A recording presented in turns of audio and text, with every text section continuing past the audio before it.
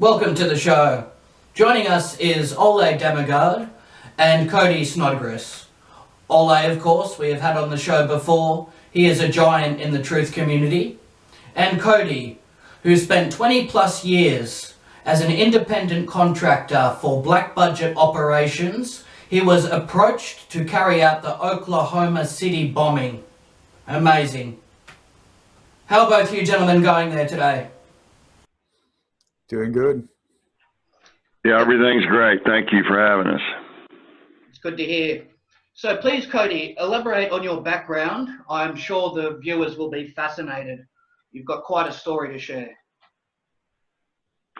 I can just hit the high points. I graduated with double degrees here in the U.S. in mathematics and physics. I was the CIA came to recruit me way back in 1975. Later on, I went on to graduate school. I turned down recruitment with them at that time, and then went on to graduate school, worked on my Master of Science degree, got to fly the Space Shuttle simulator at NASA, worked at Chevron Geosciences in Houston, Texas, and then moved up to Amoco in Amoco Production Company in Tulsa, Oklahoma, here in the U.S. And that job as a petroleum and research geophysicist, that was my front. We were into the Black Ops in Mena, Arkansas. We wrote a book called Choosing the Light. It's about a 700-page book. It's on the website at Ole's bookstore there. And we detailed all the operations there, with Bill and Hillary Clinton, all the cocaine trafficking and arms dealing down in Nicaragua. And then later on was offered the job to bomb the Alfred P. Murrah building by another Black Ops CIA person. Harold Leonard was his name. That was in October of 1994, and I turned that job down on patriotic grounds, and I was about to retire anyway. I retired in, it was March of 1995. And so the whole story got started later in 1999 when I was involved in ATF DEA Operation Stingray in Colorado Springs, Colorado. And there I met the nation's top cop, who was Blake Butler, ATF agent. Vice President Al Gore and Janet Reno, the Attorney General here in the U.S., gave him his award. But we would later find out that Agent Butler had been at the Alfred P. Murrah building working there on the day it was bombed, but he wasn't there mysteriously.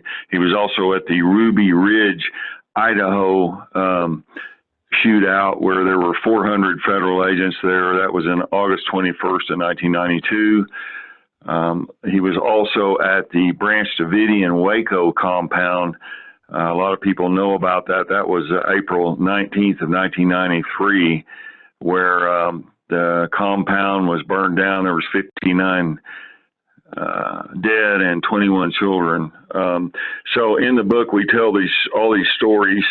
And I was told I was with Agent Butler during Operation Stingray. It was right after the Columbine high school shootings. That was the biggest high school shooting here in the United States at the time. And we were talking, and Bill Clinton, the president of the United States, had come into the area here in Colorado, and him and Janet Reno, the Attorney General, were on TV. We were talking, and I was telling them all about the operations in Arkansas, the pedophile rings, all the drugs, all the illegal arms, and we were being recorded. I didn't know it, and so they planted me with evidence, false evidence, and threw me into federal prison. I had a perfect record, not even one traffic ticket. They did a complete smear job on me, typical CIA smear job, and then they buried the tapes. The CIA disappeared the tapes, and we were placed before Judge Edward Nottingham in the 10th Circuit District Court. And Judge Nottingham had been nominated by the ex-CIA director, George Bush Sr., to his position. And we found out later that the Department of Justice here was steering all the CIA cases or national security cases to Judge Nottingham so he could fix them, so that the truth would never see the light of day. And that's where they sent Oklahoma City bomber Timothy McVeigh up there to him so they could control the case. And then the prosecutor, Thomas Strickland, the United States attorney, he was directly nominated and appointed to his position by President Bill Clinton. He was in a law firm in Denver, Colorado with Brownstein, Hyatt, and Faber. And Norman Brownstein, the principal in that law firm, was once Council of Six. That's a CIA group of attorneys when George Bush Sr. was the DCI, or Director of Central Intelligence. And they handled blowback from any civilian operations that would come across into the Justice Department. So the whole case of mine was fixed. There were other people involved in the Oklahoma City bombing. Kerry James Gagan was one of them. He was another CIA asset that was there. He had driven a truckload of C4 plastic explosives to Trinidad, Colorado, and met three what he called Iraqis. And they had plans to the Alfred P. Murrah building 3 days before it was bombed. And his story's in that book too. But anyway, later on, Judge Nottingham had to resign in a sex scandal with prostitutes. And that was in 2007. So what the story is about the massive corruption and how CIA does a lot of false flag black operations like the Murrah building and others. So it's just a big story of corruption and deep state drug dealing, arms dealing, and then how all of it's covered up by the CIA's secret control of our courts here in America. So that's just kind of a background of things, as I'm covering several decades in a short time. Yes. I would like to, if I can add a little bit. I know you, Cody, you've been telling this story a couple of hundred times since we first went out open, or when you stepped forward as a whistleblower. But one thing that is very important to say is that when Cody turned that job down, he was offered it at a point in his career when he was a mess, an absolute mess after more than 20 years in active duty. And so he had a lot of problems with drugs and alcohol and paranoia. I mean, he slept with 2 machine guns in bed and, tripping wire stuff everywhere with explosives in his home. And so when he was approached to do that job, he was offered $1 million. And right away he understood this is a Patsy job because it's way too little for a job that magnitude. So he knew that what they wanted to do is like to, get 2 hits in kill 2 birds with a rock or whatever you call it.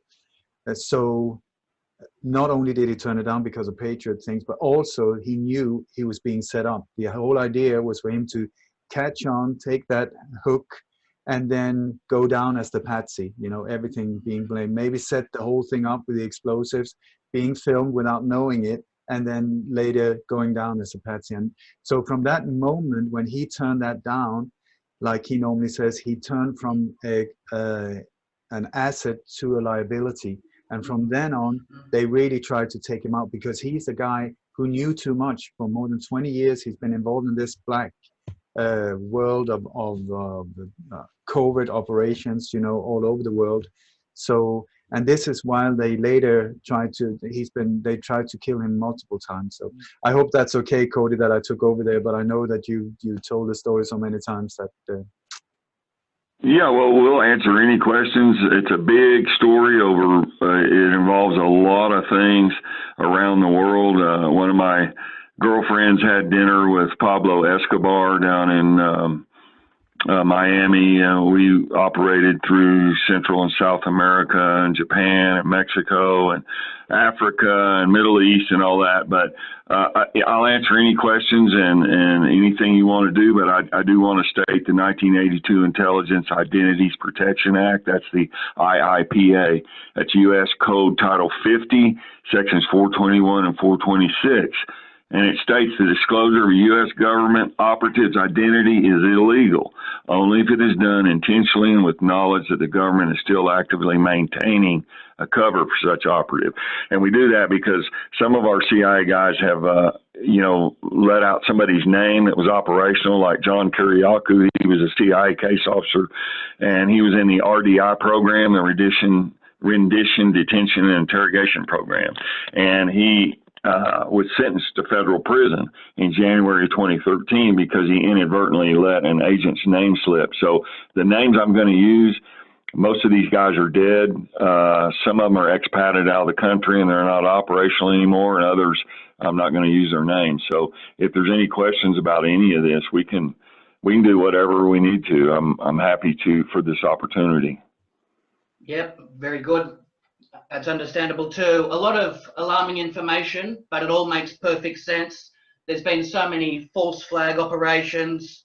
You mentioned, Mena, Arkansas. You see the Fast and Furious, Gulf of Tonkin, and what they did at the Mount Carmel compound, the Branch Davidians. Then they release a lot of propaganda to try and downplay and minimize a lot of it. Until we remove this deep state criminal elements of government, this will continue, a lot of these operations and black budget task forces carrying out these crimes. It's happening on an international and in an industrial scale as well, isn't it, Cody? Yes, sir. And they just had the shooting up in Canada there, and the Prime Minister, Justin Trudeau, a couple of days after that mass shooting, it was the worst one in Canadian history. They're still, investigating it and finding more bodies. But he immediately called for gun control, and it's the same thing they did in New Zealand with that Christchurch shooting. They create a false flag operation, use it with media control, and then the old problem, reaction, solution that Ole's talked about over and over. They create the problem and lay it on a Patsy, like Tim McVeigh or anybody. And then the reaction is, oh my God, that's terrible. We got to do something. Then the solution is always more government control, and it takes citizens' freedoms away. And that's what the New World Order is about. Whatever country you're in, their idea is to take over the world and repress the citizens of the world, making us their slaves, and they'll be the masters. And in Oklahoma City, a lot of people don't know, we can talk about this anytime you want, but the real reason for that bombing was the records destruction. And it's the same thing that happened in 9/11 when the Pentagon was hit. One day after Donald Rumsfeld announced there was approximately $2.3 trillion missing, and the one place that got hit was where all the records were, where they were investigating the General Accounting Office and the government records. The Murrah building cover-up dealt basically with the anthrax vaccine for the Desert Storm campaign, January 91 with Saddam Hussein, the Iraq War, and also the depleted uranium scandal. And it was a destruction of the medical records. Also, it was a destruction of some of the records from the Waco Branch Davidian compound fiasco.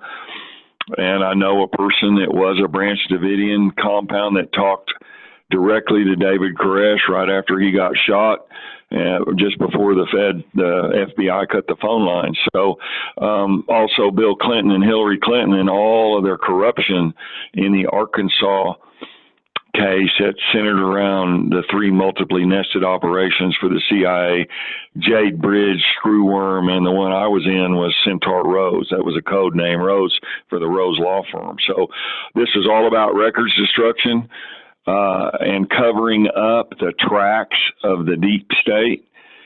And so you're absolutely right. They're doing this all around the world. Ole wrote that book about Olof Palme, the Swedish prime minister who was assassinated, and that ties directly into all of this stuff. You're right. It's a worldwide thing, and we're trying to open people's eyes so that they can see the ugly teeth of this new world order, because it is a conspiracy. Conspiracy is a crime in almost every country, especially high-level conspiracies. And they are engaged in a conspiracy to take the world over, circumvent the governments like in Australia or New Zealand or Canada or Spain or the U.S. here, and they do everything through deception and secrecy. And it's time that we wake up and help our fellow citizens around the world to see the truth. Yes, very much so. And they've been known to take advantage of people. Lee Harvey Oswald and Timothy McVeigh, he ended up carrying out the bombing. That's what they like to do. And by organising and hiring contractors, it separates them from the crime as well, doesn't it? Absolutely. That's one reason they approached me. And like Ole said, I was ending my career and I had been severely injured. I had died twice in the hospital and had to be shocked back to life. That was in Project Slammer. That was a 10-year study done here in the United States with the NSA, National Security Agency, the Defense Intelligence Agency, Navy and Army Air Force Intelligence. And we can talk about that later. There's so much here to talk about. But I died, and I had several broken bones and injured. I got nerve damage. I'm 100% totally and permanently disabled with severe PTSD is what it says on my medical files. But they do use contractors, and then, it's like a Kleenex. When they get done with it, they just throw you away. And there's a whole string of them. And you're absolutely right. That way they can erase their footprints so that the people, all they see in the countries around the world is the propaganda that's put out and not the truth. And the whistleblowers are either arrested, planted with false evidence, murdered. They have a whole wide range of ways to shut up the truth. And we're going to get the truth out one way or the other. We appreciate your show. We appreciate what you're doing. It's a combined Jeff, can I just add to what Cody said before about Oklahoma City? Because it's one thing if people think that there's speculation behind it. Now, I mean, Cody was deeply involved in these type of operations, so what he says really backs up in truth in my world.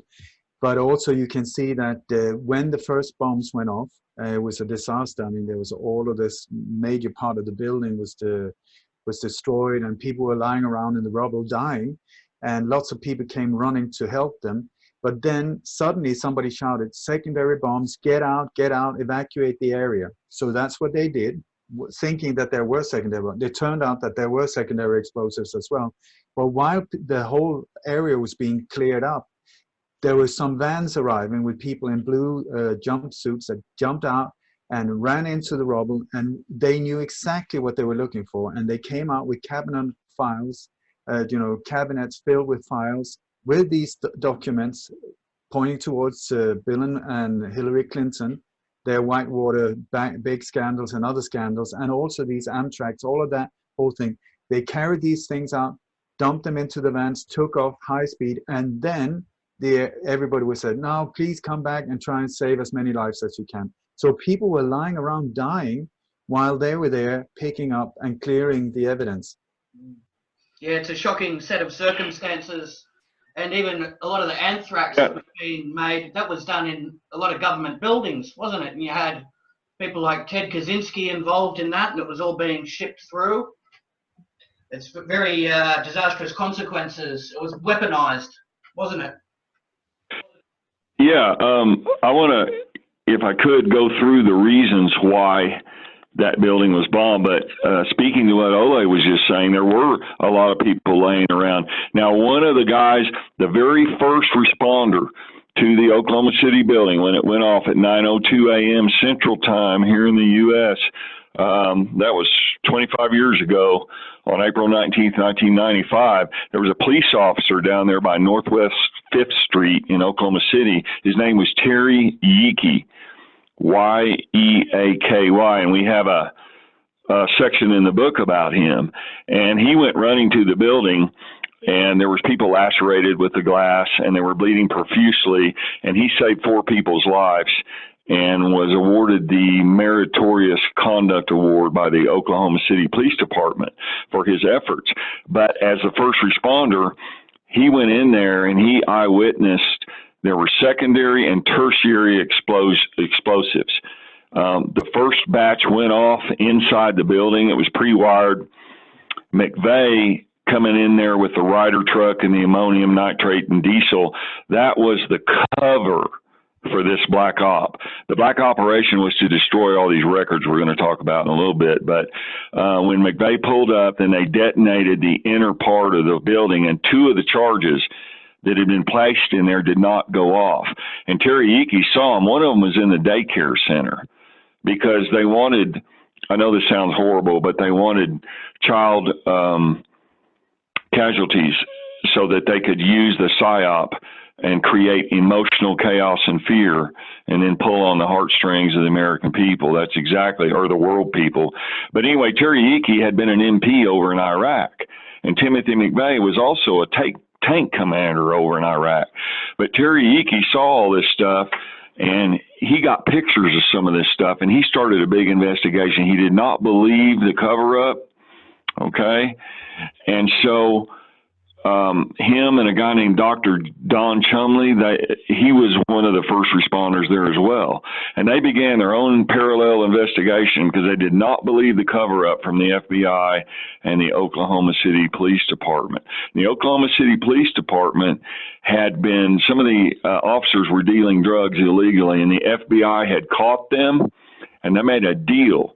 And they told the police department, if y'all will help us with our federal cover-up, then we won't prosecute and make any of this known about the drug dealing and the corruption going on. So they had a multi-layer cover-up, and Terry Yeaky was trying to expose it. And so he began getting death threats and all kinds of stuff. And then he finally, they said that on May 8th of 1996 that he committed suicide. And they found his body out by his patrol car in a field on that day, May 8th, 1996. This is an amazing story. That was in Canadian County, Oklahoma. And the deputy sheriff that found his body was a guy named Mike Ramsey, okay? And he said that there were over 200 cuts on Randy Yeaky's body, like he'd been tortured and he'd been bludgeoned and beaten. And he had a set of all the files with all the evidence that he'd collected over the last year or so from the Oklahoma City bombing. And those files were in his trunk, and the trunk was open and the files were gone. That same day, there were 2 other sets of files that had all these pictures and all this evidence. One of them was in a safety deposit box at a bank in Oklahoma City. And when Terry Yeaky's wife, Tanya, got the call that her husband had been found dead, she immediately went down to the bank building to get the files out of the safety deposit box. And guess what? The FBI had just been there, and they took the files and said it was national security. Well, there was a third set of these files by Dr. Don Chumley, and he had them. And on the same day, May the 8th, 1996, that Terry Yeaky, the police officer, was found dead, Dr. Don Chumley took a private plane with the third set of these files. And guess what? His plane mysteriously crashed on the same day. So all of this happened, okay? And it was part of the cover-up to what really went on down there in Oklahoma City. There was 168 people killed, over 680 of them injured. There's approximately 324 buildings, about 16-block radius. Those buildings were damaged. There was 86 cars that were either burning or destroyed, and shattered glass in 258 buildings. And they said after it was all said and done, there were $652 million in damages. And what's the reason for this big stuff? Okay, why did all this really happen? Why the cover-up? Why are they murdering police officers? The FBI's planting evidence. Doctors who were there on the ground, like Ole was talking about, the first responders. Why did all this go on? Why did their plane crashes? Why did they go to all this trouble? And the answers to this are really amazing. And I don't want to talk too much, but I can tell you why all of this really happened. Yeah, it's really devastating, and you can see they like to eliminate any weak links. Anybody that has dirt on the Clintons or government, they end up on the body count, and they'll go to enormous lengths to ensure that any incriminating information is destroyed. And someone like Timothy McVeigh, there's no way he could carry out something of that magnitude by himself as well. There's many red flags that are associated with a lot of these operations, isn't there, Cody? Oh, yes, sir. It goes on and on, but if we can, just give me a few minutes and I'll explain the basic reasons why the deep state, wanted these records destroyed. And it goes all the way back to the Iran-Iraq war and Saddam Hussein. They fought a bloody 8-year war. And our Secretary of Defense at the time was Donald Rumsfeld, and he was giving satellite intelligence to Saddam Hussein. And Saddam Hussein was a CIA asset, just like Manuel Noriega was down in Panama, and I was down there in Panama too. But anyway, over in Iraq, I'm going to make a long story short, but you have to understand the background here. They fought that bloody 8-year war. Saddam Hussein went around the Arabs and wanted money. It was a very costly war. And we had secretly armed him with the AIM strain of anthrax because Iran had a 10-to-1 infantry advantage. They outnumbered the Iraqis big time. So he was our ally. He was a CIA asset. And in the case he got overrun in that war, their last ditch thing was to use the AIM strain of anthrax, which was made at Fort Detrick, Maryland. It has a altered protein coat, and it's made smaller spore size to be weaponized so you can spray it, stuff like that. So we had secretly armed him. That's what the Iran-Contra affair was. We were arming both sides in the Reagan administration here in the U.S., Iran and Iraq during that war. And we were right in the middle of some of the arms stuff. But anyway, to make a long story short, that war went on. Then Saddam Hussein invaded Kuwait, and he went through that country in like 6 hours. I mean, it was nothing. And then they poised tank divisions on the Saudi border, Saudi Arabia. And it scared the Saudis really bad. So they started putting pressure on the Bush administration. And they wanted the Iraqis out. And so we had to go in there, and we had to now demonize our former ally, Saddam Hussein. And we were worried that he might use the anthrax weapons and the weapons of mass destruction that we had secretly given him. So they didn't have time to vaccinate all our troops.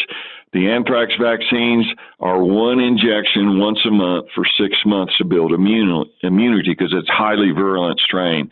And so they cooked up a brand new vaccine, and they used something called a squalene adjunct. It's a long molecular fatty group. It's like shark oil, and the squalene is an autoimmune booster, kind of like the thimerosal and the aluminum they use in certain flu vaccines. So they created this new vaccine, which only took one injection for 1 month, so they could hurry up and get our troops over there. And they passed secret executive orders, bypassed FDA, that's the Food and Drug Administration here in the United States, that's supposed to test all this stuff. Well, they bypassed all that. They used our troops as guinea pigs. They sent them all over there. January 1991 was a war. Well, those autoimmune vaccines, they caused all kinds of trouble. Our troops started getting sick. They called it the Gulf War syndrome and tried to cover that up. The Pentagon was covering that up. The second cover up that happened is when that war over there, was the first time the United States had ever used depleted uranium radioactive weapons. They used them in two primary configurations. One was the A-10 Warthogs that used 30 millimeter chain guns. They're called the tank busters. I have some friends here who were pilots over there. And then the other thing was the M1A1 tank, the Abrams tank, and they used what they call the silver bullet. It was a fin stabilized sabot round and had approximately 9-inch rod of depleted uranium-238 in it. Now, that's the kind of tank that Timothy McVeigh was in. He was a tank commander, and he actually won Bronze Stars over there for confirmed kills. But the important thing here is that these weapons had never been used before, and they deployed approximately 200 tons of them. And Saddam's predominant configuration for tanks was the T-54, that was the old one, and then the T-72s, the new Soviet tanks. And they have 11-ton turrets on them, and when these weapons hit them, there's so much kinetic energy that it blows them and sends them like tops, you know, just like tumbleweeds. And they created fireballs. And these fireballs, there were new compounds formed. They'd never used these weapons in war before. And the two compounds formed were uranium oxide and uranium dioxide. Now, the particulate size of these particles were 4 microns, and our MOP gear for the U.S. and the British and some of the other 28-nation coalition that was over there, the MOP gear went down to about 10 microns. So all these troops were breathing this poison, okay? And it concentrates in two places in the human body. One is the thyroid glands and then the reproductive glands. And so what was happening was these people were exposed to all this low-level toxic radiation from these brand-new weapons, and then they started coming home. And when they got home, everyone started getting sick. They were not only sick from the vaccines, but also sick from this radiation. So Senator Christopher Shea, he was a Republican on the Armed Services Committee in the U.S. Congress.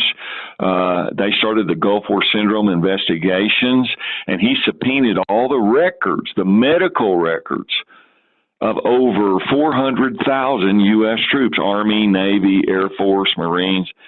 And guess what? They gave the FBI about a year to collect all these records from all these guys. And guess where they were stored?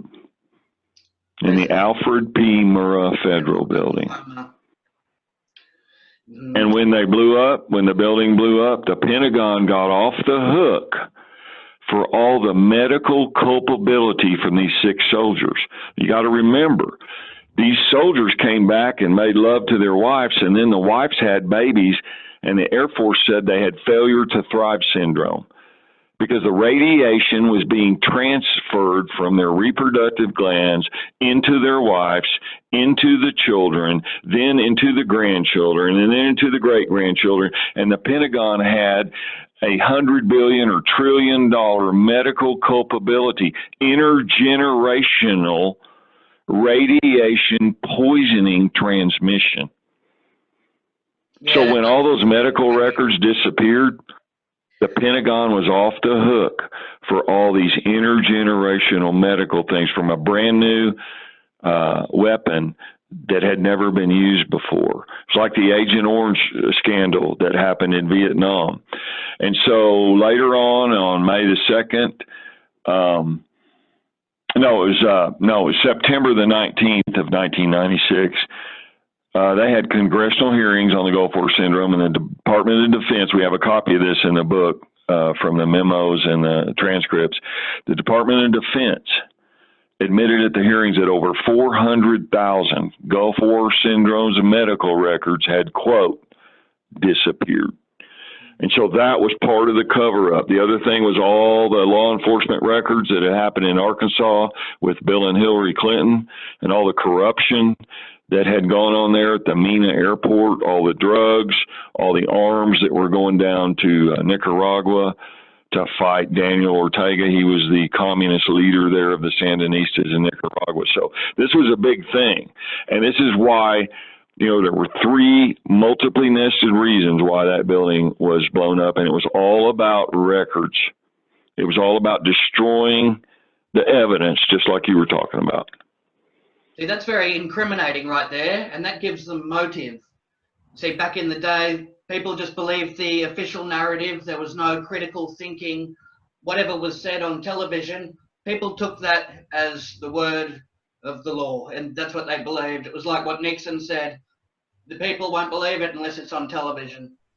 You know, back in the days of the internet, they didn't have that there, so people were brainwashed by this. And Mina Airport, he murdered 2 children there. They'll go to any length, as said, and when people try and expose the evil, they get suicided off, murdered. You must have had a lot of fear coming forward and blowing the whistle on these atrocious crimes at Cody at the time. Yes, I did. I waited 22 years to tell the story. I kept silent for 22 years, and then I spent 4.5 years writing my book, Choosing the Light, Dark Secrets of the Oklahoma City Bombing.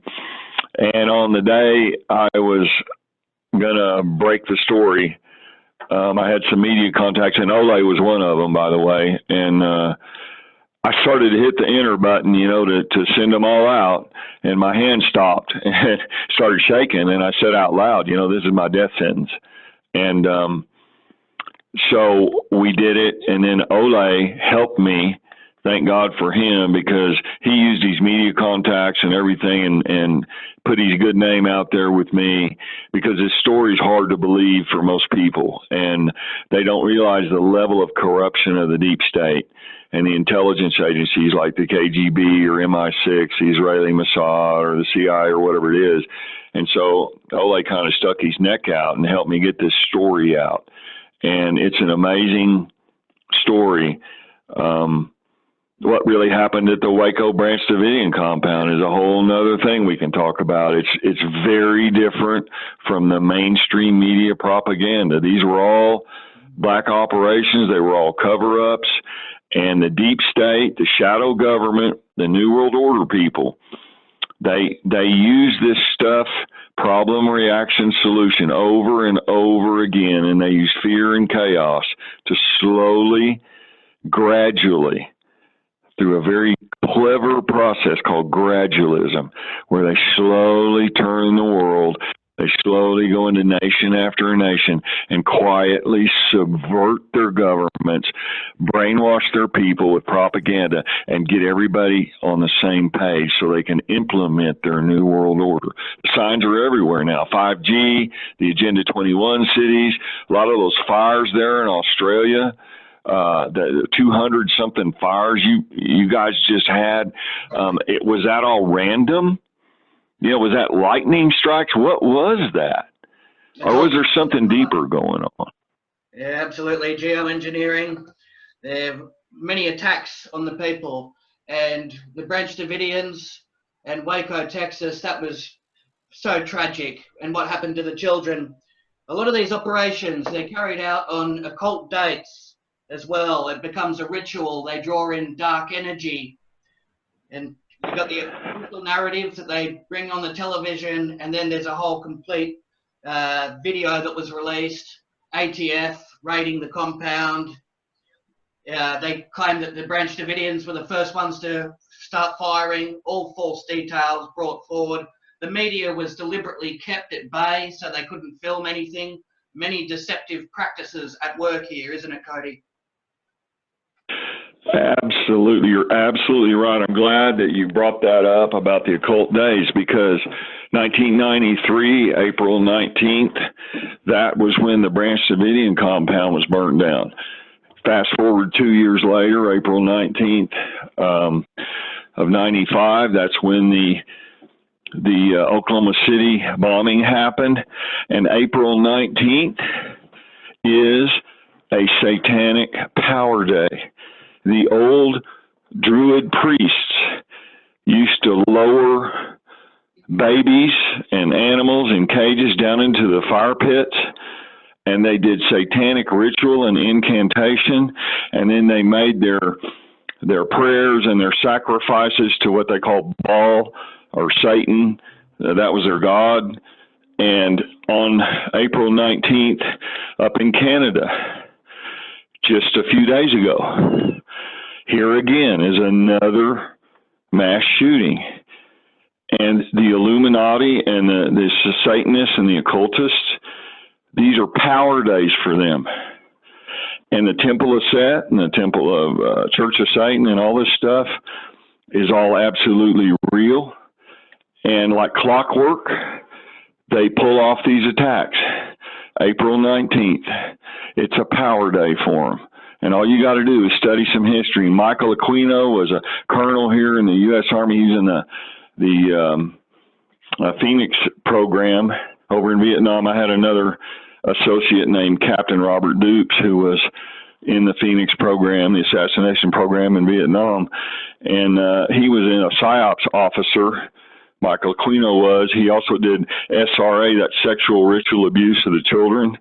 And so all this ties back into the CIA and the MK Ultra mind control program and the ritual programming that they do for some of these people. And so it's all a big subject, and we can talk about, you know, whatever we need to, but the story about Waco is amazing because I put it out in my book, and I was the first one to break the story about what really happened there from an eyewitness.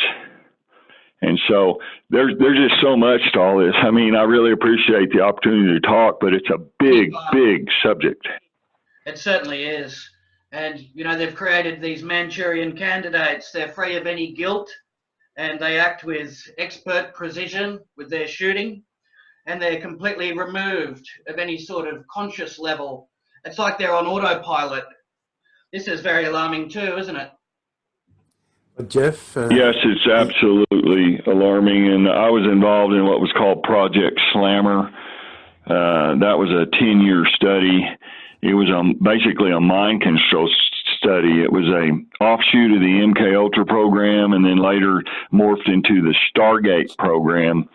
David Morehouse and Joseph McMoneagle were Army personnel that had been put into this program. It was originally started by the CIA.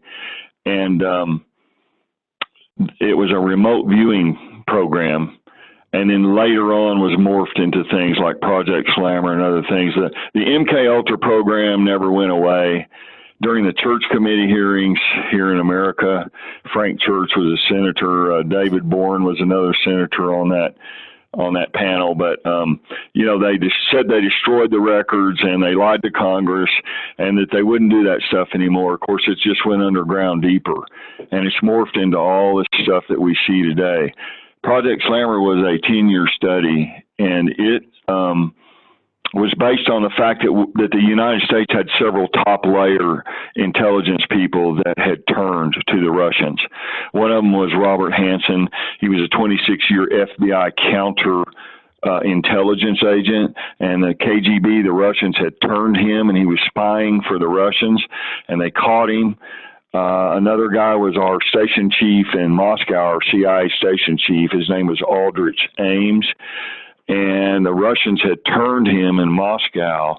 And when he came back to Langley for the CIA here in the United States, then he was spying for them. And he got caught. Both of them got caught. There was another guy, Michael Walker, who was selling submarine missile secrets, and he got caught. And so we had this spate from 84, 85, right in that area, 1984, of all these high-level intelligence agencies turning to the Russians, and they wanted to find out why. So Project Slammer was started, and it was a way to psychologically screen intelligence agents before they went in. There were two parts to the operation, a vanilla part, the above-board part, and then there was the black ops part. That's the one I was in, and it was an assassination program and a way to use mind control, psychic attacks, microwave attacks, directed energy weapons, and a variety of other new forms of weapons to conduct assassinations. And so they killed me in that operation, and I died in the hospital. I had to be shocked back twice, and I made it out. I was in bad shape for a while. and that was in September of 1991. And I tell that whole story in the book. We also have some declassified CIA documents about Project Slammer in the appendix of the book. But yeah, that was a offshoot of the mind control programs, and it all ties into creating Manchurian candidates, just like you said. Sirhan Sirhan was one of them, the guy that they pinned the Kennedy assassination on, Robert Kennedy. So all of this stuff is real, and it's one of the crown jewels of the black operations and the Illuminati. All of the occultism, it all ties back to the SS Nazi occult division that was there in Nazi Germany. And then after the war and Operation Paperclip, they brought a lot of the scientists and the mind control people, and Joseph Mengele, who was at Auschwitz conducting experiments on twins and all kinds of stuff. They traded all their information for immunity, so the Russians wouldn't capture them, or they wouldn't be in the Nuremberg trials and get hung. And they brought them over here to the United States. Alan Dulles was behind that operation for the OSS, and that's the Office of Strategic Services. That's the predecessor to the CIA. And then later on, I met one of these Nazi guys. I had dinner with him, as a matter of fact, from Los Alamos, New Mexico. I had dinner one night with one of them. And so all of this stuff is absolutely real. It's a big black ops machine with propaganda, mind control.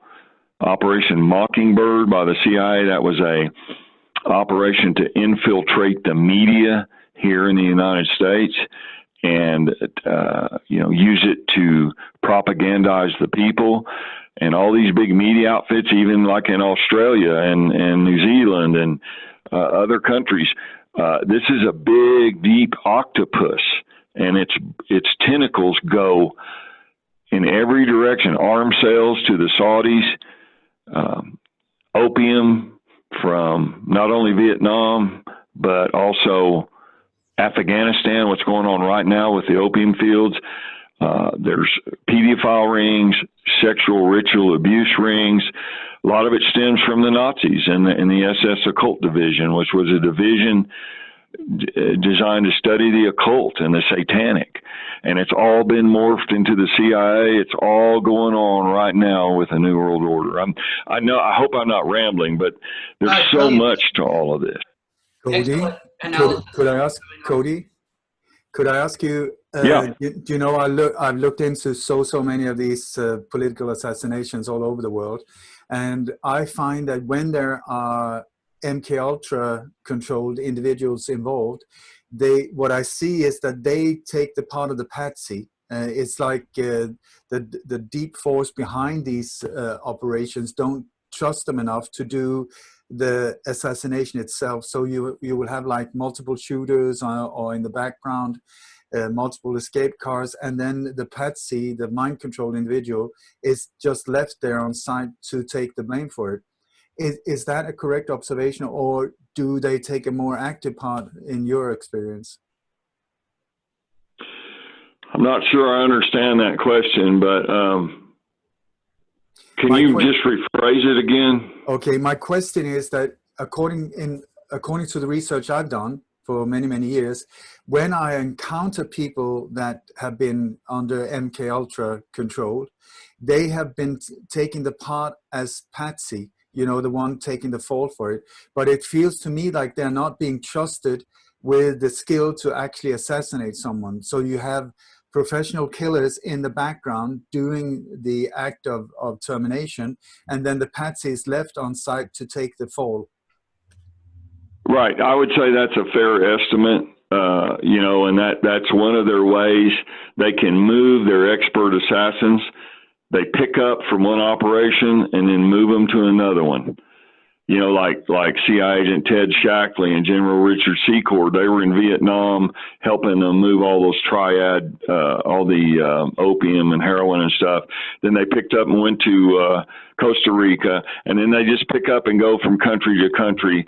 And the high-level higher-ups always leave the Patsies, and then they usually murder out the witnesses or whatever. That's exactly what happened in Mena, Arkansas, around the Clintons and all the Clinton body count. We have a section in the book that has dozens of the people around the Clintons that were mysteriously committed suicide or had a car wreck or a plane crash. But yeah, that's a standard deal. And the Patsies, the mind control Patsies, like Sirhan, we have a section in the book about him. And we have the actual field notes from the psychologist that interviewed him and everything. That's a fair assessment. But you know, back to this occult satanic power days in April here, just the 19th in Canada. A few days ago, they had that mass shooting, the worst one in Canadian history. Then we talked about the Branch Davidian compound. That was in 1993. Then the Murrah building, April 19th, 1995. You look back through history, on April 15th of 1865, President Lincoln was shot. These are the Ides of April that the Romans talked about. This stuff, this Illuminati and this occult satanic power stuff has been going on for centuries. In 1911, the 14th and 15th of April, that's when the Titanic was sunk. April 16th, 1947, they had the Port of Texas City explosion at 581 dead. April 17th to the 19th, 1961, that was the Bay of Pigs invasion in Cuba. April 18th, 1983, the U.S. Embassy was bombed in Beirut. I know some people that were there. Hezbollah killed like 63 dead, and there were 17 U.S. dead. Listen to this, April the 18th, 1992, Ruby Ridge, Idaho, that's the Randy Weaver incident.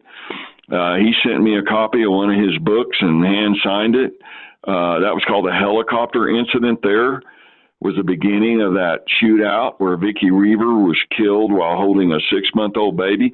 April the 19th, the Branch Davidians, 95 OKC. The 20th of April, 1999, the Columbine High School shooting happened. 15 dead, the worst high school shooting in U.S. history. April 16th, 2007, the Virginia Tech shooting in Virginia, 33 dead at that school. April 15th, 2013, the Boston bombing, the Boston Marathon bombing. April 17th, 2013, that was a Texas fertilizer plant explosion. 15 died there. So this whole pattern of history cannot be a coincidence. What I'm telling the listening audience is that if you study these occult things like the Nazi SS, occult division, if you go back to the Illuminati, you go back to the Satanists and the Druid priesthood, this is a power day where they make sacrifices to their so-called God. And so once we understand this, we can begin to put events like Oklahoma City and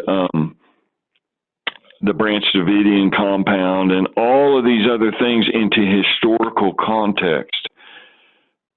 Exactly. There's always a mass shooting or a burning or a bombing or some event that happens right around April 19th, because April 19th is the power day for the Satanists.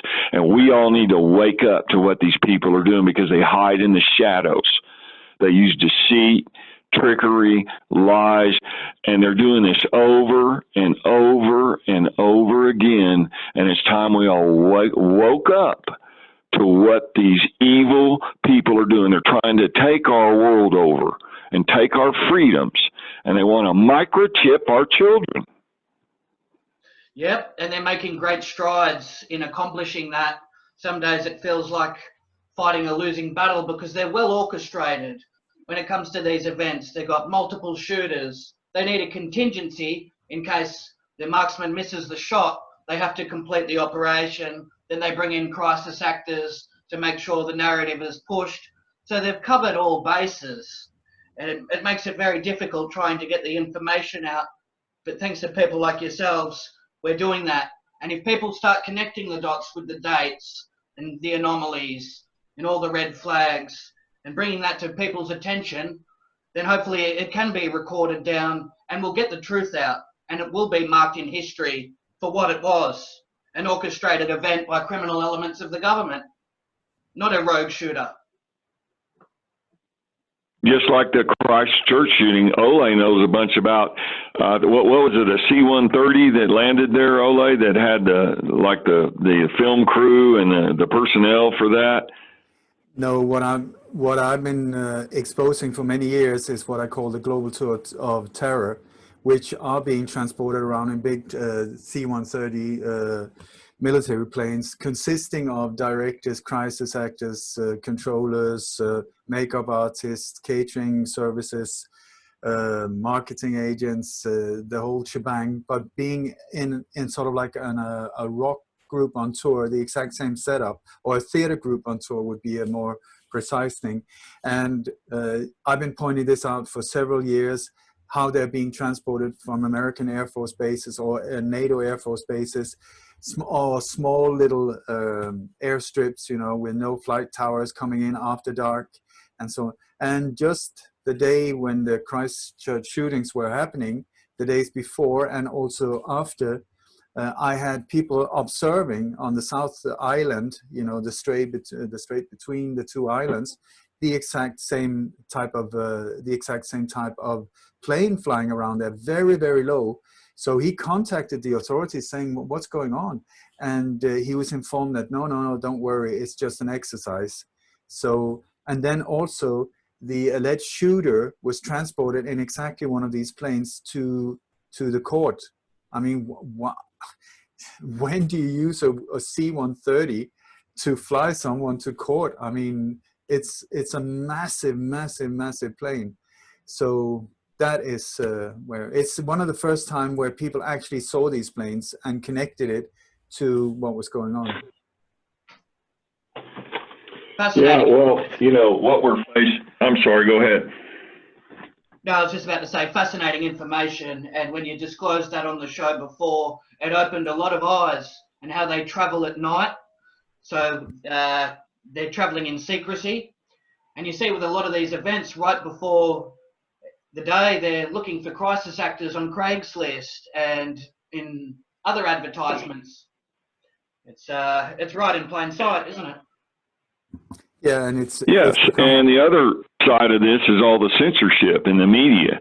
You know, YouTube, Facebook, they're censoring us really bad here in America. I don't know who's the worst censor, the Communist Chinese Party out with all the coronavirus stuff in Wuhan, or the stuff we're seeing here in America, mass censorship, electronic interference on the phone lines, all kinds of things. And that's the other way that they cover up their operations. They conduct these secret operations, and then they create, you know, a problem, a bombing, a shooting, a fire, whatever it is. And then the reaction is, oh my God, the people are scared. They're in chaos. The media whips up the chaos and all, and the fear.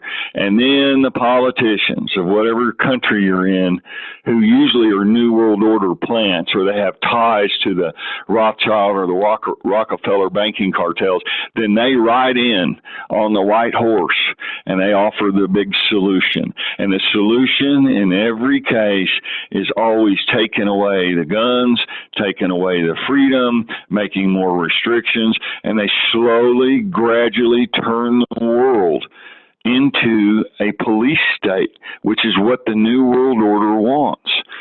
And so we have to wake up to this. They're spraying chemtrails, the geoengineering sprays.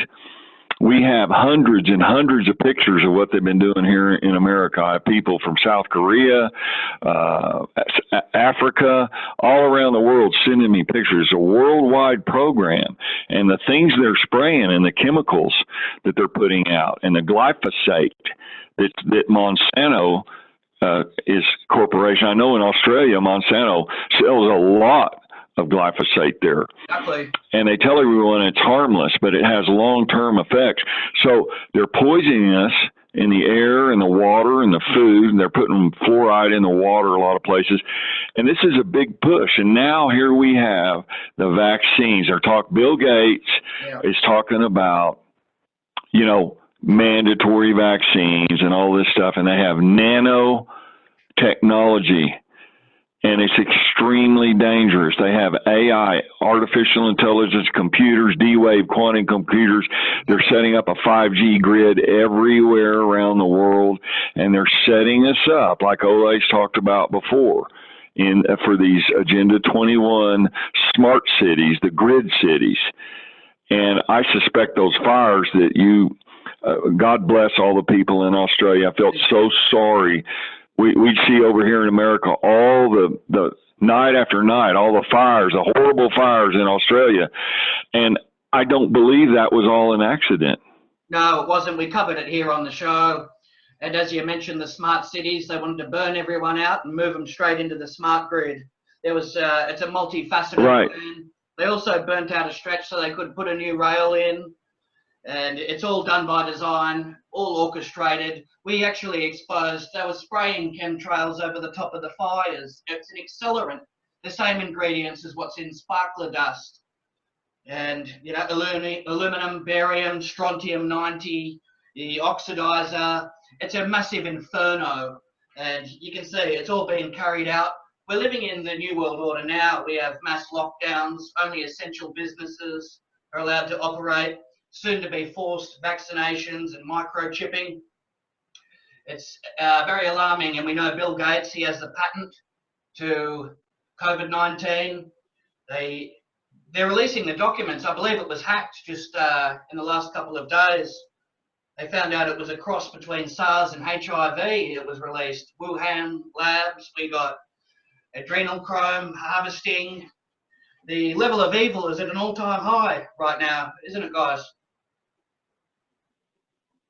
Absolutely. The New World Order people have turned up the volume, and there's a big battle right now between the forces of light and the forces of darkness.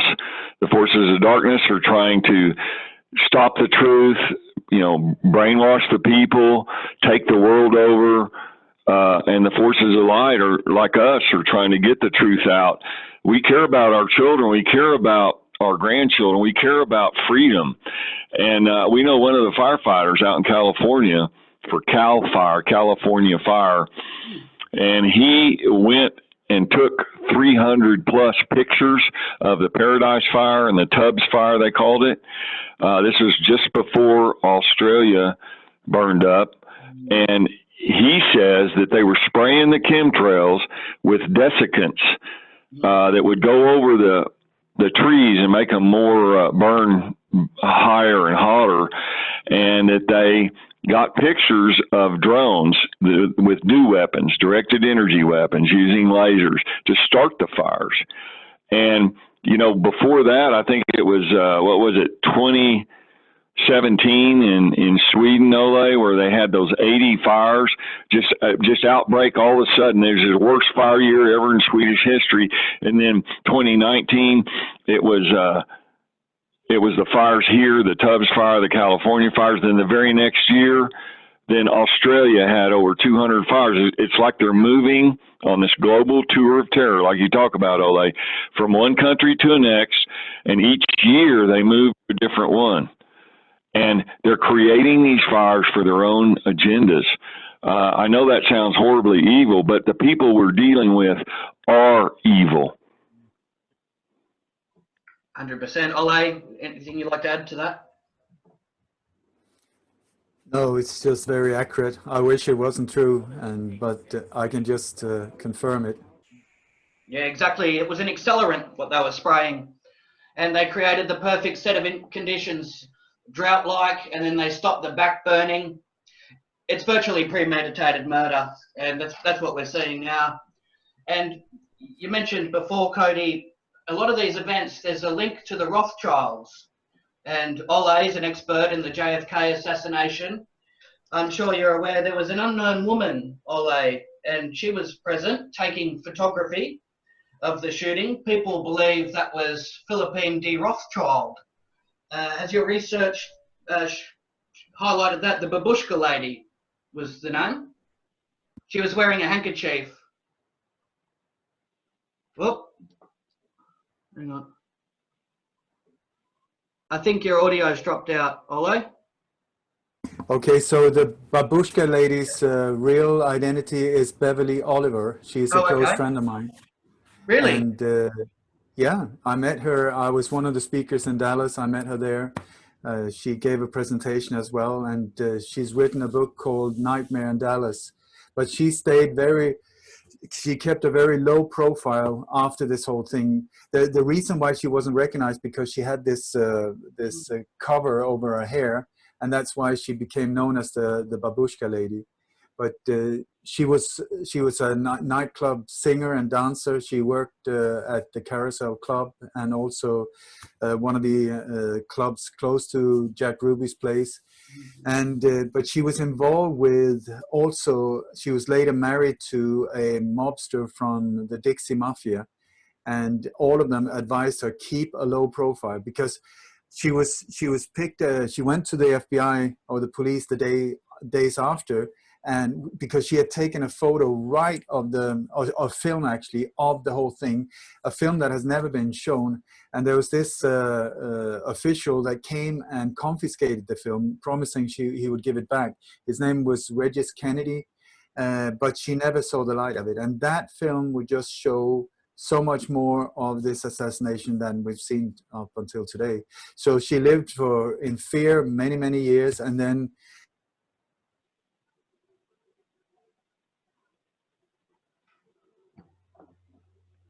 Hello? I think we've got a couple of technical difficulties here. You can still hear me, Cody? Yes, the phone dropped out, and this is one of the ways the deep state hits our phone calls. They just drop out the audio. We did some interviews in New York, and they introduced audio overlays. That's where they put other conversations on the phone, or they'll introduce static or any background noise, and it disrupts the call. So this is standard deep state practice. I'm aware of that. That's why I like to do it pre-recorded so I can edit out if there's a pause or any gaps. I can just cut it out because that's what they do. They like to interfere. They actually done that on one of the last interviews with Ole. They cut into the webcam. They disabled that. And then as soon as the interview was over, the webcam's mysteriously working again. yeah, Yeah. welcome to my world. Yeah, so back on track now.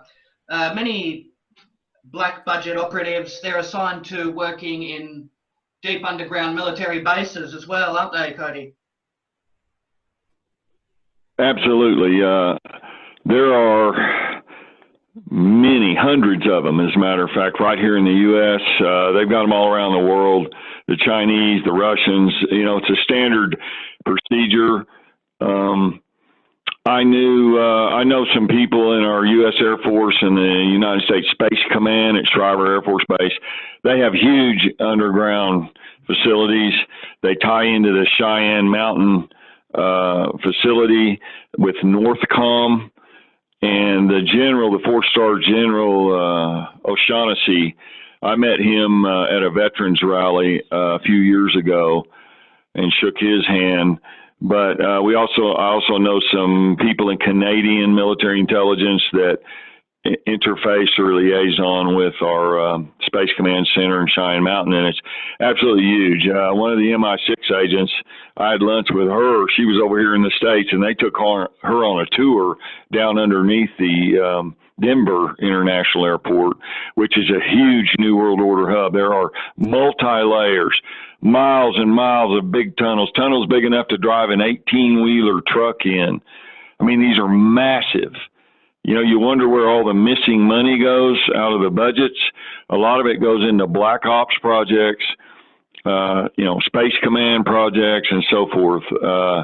And it's huge. It's absolutely huge. The underground tunnels are one way they can hide many of their black ops and their covert activities. Fascinating subject you brought up too with the Denver International Airport. Denver already had a working airport. It was more than adequate. And then they had this enormous budget. And then you got this horse out the front that symbolizes the four horsemen of the apocalypse. You got murals painted depicting soldiers with gas masks stabbing doves. I believe they've been removed. And also there was a plaque welcome to the International Airport. This has been dedicated to Freemasonry and the Lodge of Freemasons. Yeah, really peculiar designs, and it's very unsettling for people traveling and departing from that airport. It leaves them with a very unsettling feeling, doesn't it? Yes, the design you're talking about has those teepee-looking tents, the roof over the airport. It's very strange. The reason they did that is so that they can remove those times, in times of national emergency or war or whatever. They can just remove that top and make a heliport out of it. And then they can resupply the underground tunnels or bring prisoners or associates or whatever in there, and that's why they built it that way. Right here at Cheyenne Mountain, that's where George Bush Jr. came right after the 9/11 attacks happened, and he was down in that Florida classroom supposedly reading Henry the Goat with the school kids. That was a nice front. That was a nice cover. And then he came here to Colorado briefly for the underground stuff. But there's all kinds of very high level, real deep black ops stuff that goes on around here. And back in the 80s, I had one of my job offers. I can talk about this now because this person is deceased. His name was Chuck Jackson.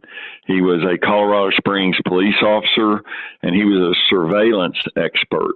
And they use those laser mics. It's old now, but back then it was state of the art, where they bounce a laser beam off your windows. And so when you talk in a room, the vibrations hit the window, and the laser beam reflects back, and it has a digital microprocessor, and they can actually convert it back to an audio signal. So when you're talking in a room, the vibrations of the glass, they can hear you.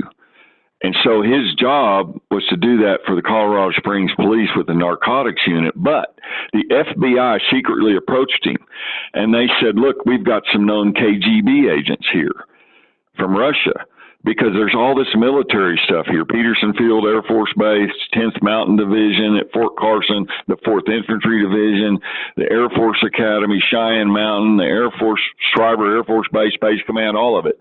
And they said, we want you to set surveillance up on these Russians, but don't tell the Colorado Springs police that you're doing it. So I was an independent contractor, and he came to me and he said, Cody, I want you to bodyguard me and watch me, because I don't want to be captured. If the Russians find out what we're doing, they're going to torture me. So night after night, we went to all these locations the FBI gave us, and I guarded him while he conducted the laser mic surveillance. And after months and months this went on, finally Chuck went to the FBI and said, look, man, how many of these guys are there?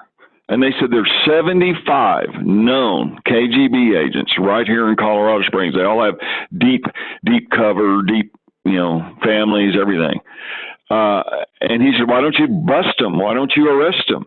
And the FBI guy told him, no, we estimate there's 150 KGB agents here, and we're going to watch these guys and try to figure out who their contacts are. And all that was going on way back in the 1980s. And I was involved in that. I was a part of that. And the average person has no idea how deep the deep state goes, and these underground bases and all of this other stuff. It's absolutely amazing. It sure is. And your academic reports are impeccable. Very impressive history. And the process of enlisting into Blackwater or some of these task forces, it's very extensive. The security clearances, there's a lot of monitoring, phones are tapped, family members are followed. They would even hook people up to polygraph tests. It's very thorough, isn't it, the examinations? You would have had to have passed a lot of those to reach the positions. Yeah, that's also ties into what Project Slammer was. In my book, I have some PhD people in psychology that were hired by CIA to evaluate all of the information and to create psychological tests like what you're talking about, so that they could kind of weed out people who might want to turn, and be spies for Russia or some other foreign government. And so the whole thing is a lot of psychological battery testing and so forth. And that gets all into the mind control, which is a big part of the shadow government. Exactly.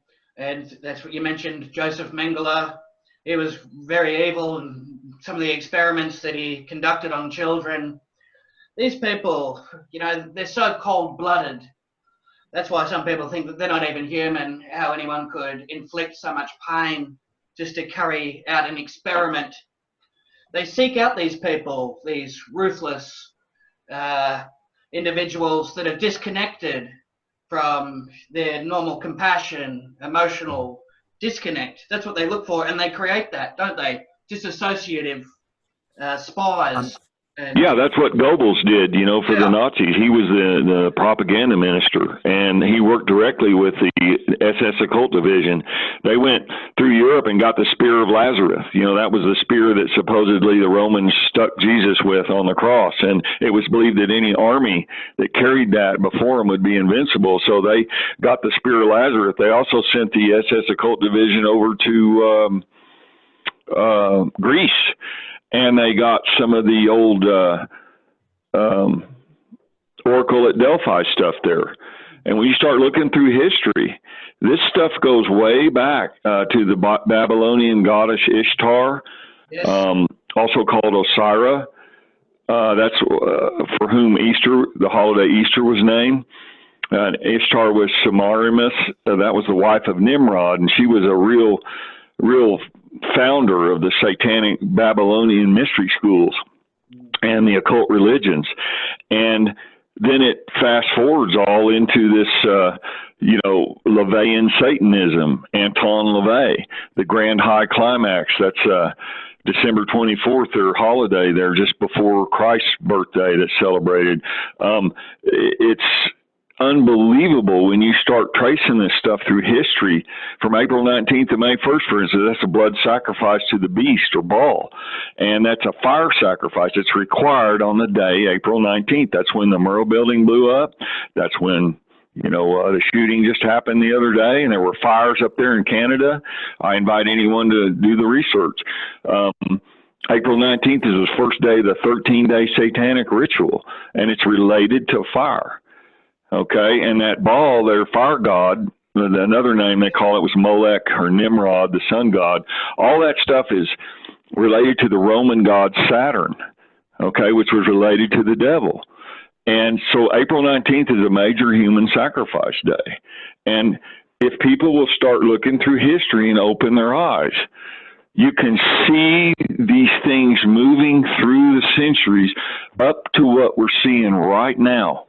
The most recent one was just, 3 days ago, April 19th up in Canada, the worst mass shooting ever. And the guy burned 5 houses, and, they're still digging around trying to find out exactly what happened, the RCMP. But this stuff is all real, and it's predictable. That's why Ole's got a track record of predicting some of these things, because these Illuminati people, the Satanists, they leave signals or codes, or they leave little bits of evidence, and they think in their minds, their sick, twisted minds, that if they give you a warning about what's going to happen, a little clue, that they're off the karmic wheel and they don't have any karma from it. And Ole knows a whole lot about this with the shoes that have been found, at all the different sites, the bombings, Sheffield bombing, the Bali bombing, all of it. Ole explains it perfectly, and a wealth of information. And a lot of viewers, they start to put the pieces together when the information gets put through. You got to connect the dots. Very alarming. But that is so wonderful when people are listening and really taking in this type of information, because we're all in the same boat. I mean, we're all the receivers of this horrible horror that is being thrust at us. You know, so it's like the more of us that become aware, the more wonderful it is, because just like I've been able now to predict 19 of these alleged attacks up to 2 months before they happen on international radio. Cody sent me an email a few days ago saying there's one going to go down on the 19th. I'm not sure where, but be prepared. And boom, there it went. And here in Canada, they say. So, but listen, Jeff, I need to shoot off soon. I have another interview planned here. All right, well, I'll make some closing questions. We've made good progress and we've covered a lot. Okay. Yeah, and there's so much more to cover. We have so much more stuff, but we thank you all very much for your time, and God bless everyone. Okay, I'll wrap up. Okay. So, and your thoughts on the QAnon? They say there's sealed indictments. Many celebrities are being arrested, and a few of them are on house arrest for all the child trafficking they're involved in. What's your take on that? Do you believe that that's what's happening? They're draining the swamp and these people are being held accountable? It's so hard to know, because when you look at these operations on a small scale, on a level scale, on a bigger scale, you always have multiple layers, and often these layers will be pointing towards each other, like controlled opposition or the real thing, so that we can choose which one are we going to listen to, but both of them are part of the operation, and that's sort of standard procedure. So when you take this to a higher level, it's very, very hard to know what is actually going on. There's so many weird things about Trump. I mean, I haven't listened 5 minutes to him in total, I think, because the way I see individuals that get to that level, I mean, if what he says or what he stands for is okay, fantastic when it comes to draining the swamp. But I need to see some real proof before I believe it. I mean, just serving numbers saying that now 5,000 have been arrested or 200 kids have been released, I haven't seen any real proof of that. At the same time, I'm being given intel from many different places in the world that is not connected to Q, that says more or less the exact same thing. And also with a reset, a global financial reset, a shutdown of the internet for 3 to 7 days, and then a global reset where everything will be backed on gold, and where they will have broken the back of the Federal Reserve and really releasing us from slavery internationally. So if that happens, oh my God, somebody's here in this chair is going to be super, super happy.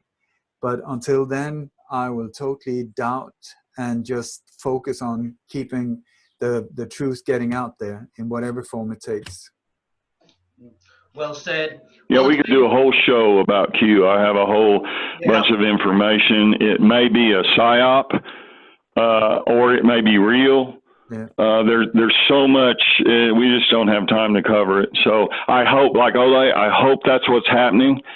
But long experience has taught me in the Black Ops world just exactly what Ole was saying, that there's so many layers and there's so much propaganda and disinformation and misdirection, like a smoke screen, that you have to wait till you get good, hard data before you can jump to conclusions. And that's what we try to do, is go through all these false flag events, dig down into them, get the data. Ole's really good at analyzing the pictures and looking at stuff that's been frauded and photoshopped and how it doesn't fit into the overall paradigm. So we could do a whole more shows about Q and all that. So we just tried to get the data out, like Ole said, with the truth, and stick to what we know. And I wrote this book about Oklahoma City because I was there, and I was offered the job for $1 million US to bomb that building, and I turned it down. And then I was almost killed later in a head-on collision, really strange car wreck, 1 month after we started breaking the story. So it's hard to know what's true. It's hard to know what's real. And we just have to stick together and help each other and try to find the truth. You're a true survivor, Cody, and it's been an absolute pleasure having you both on the show. You're more than welcome to come back anytime, both you guys. Thank you very much for your appearance. Thank you so much. Listen, I want to take the opportunity to thank Cody once again. I mean, since we went live with his story when he stepped forward as a whistleblower, is it 2-3 years almost now? And what a hell of a ride that has been. But I tell you, the value, the incredible value of this information that you're sharing, even though you've had to pay a very high price and you are on constant, threat levels, I really, really want to thank you from the depth of my heart that you've had the courage to step forward. And I'm very blessed, I feel, to be the one that you chose to help you step forward as well. So I feel very honored and grateful for that. There's bigger things than my fear or being afraid or any of that. And the bigger things is what's happening to our world and what's happening to our children. And our individual lives come and go, but what we leave behind is courage and freedom and truth. And these are real things, and they need to be fought for, and they need to be sacrificed for. Because if no one's willing to stand up and sacrifice for it, then this light will die in our world. And I'm not going to let that happen on my watch. You're a very brave man, Cody, and I'm very grateful to have you on the show. And I want to thank you from the bottom of my heart as well. You're doing God's work, and it's life-saving. Yes, sir. Thank you. God bless you guys. God bless. Excellent job.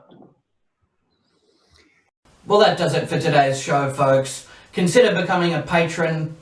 Your generosity helps keep this operation running. And I'll see you next time on the We Are Change talk show, where we expose corruption one episode at a time.